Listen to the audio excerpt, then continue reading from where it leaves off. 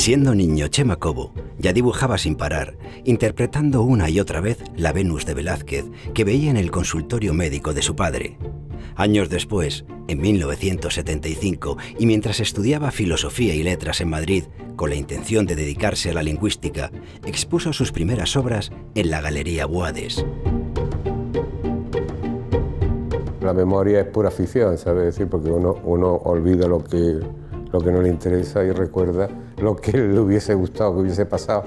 En aquel momento de cambios políticos y sociales, sus imágenes destacaban por utilizar sin prejuicio todo lo que la historia del arte ofrecía, como si fuera un gran bazar donde uno se puede servir según sus necesidades expresivas.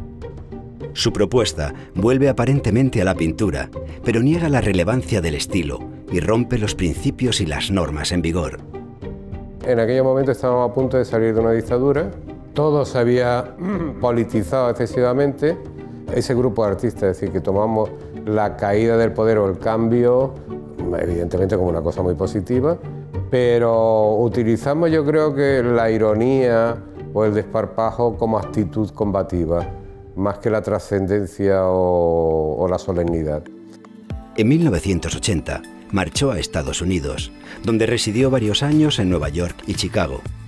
Una experiencia que le permitió conocer una cultura cuyos referentes, literarios, artísticos y filosóficos, han marcado desde entonces tanto su pensamiento como sus creaciones. La experiencia yo creo que ha sido maravillosa en el sentido de que, primero, es decir, hay una inmersión en otra lengua, ante lo cual te hace pensar, matizar de otra forma.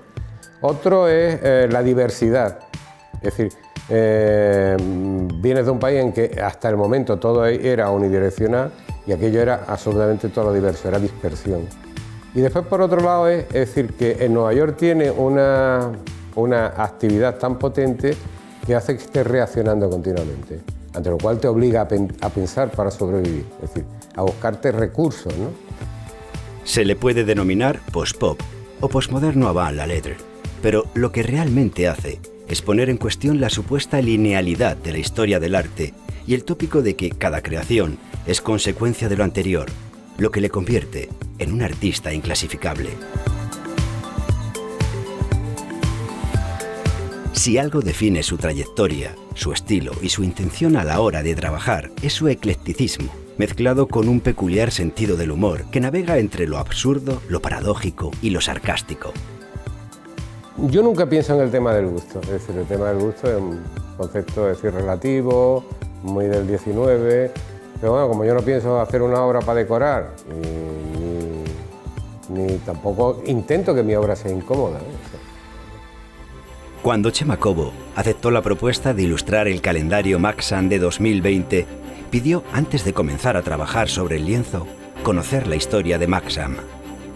Por este motivo, viajó hasta Galdácano, el lugar en el que el 12 de octubre de 1872 comenzó a producir la Sociedad Anónima Española de la Pólvora Dinamita. Privilegios Alfred Nobel, compañía que en 1896 se fusionó junto a otros fabricantes de explosivos para dar lugar a UEE, Unión Española de Explosivos, denominación con el paréntesis como ERT, entre 1970 y 1989 hasta 2006 de Maxam.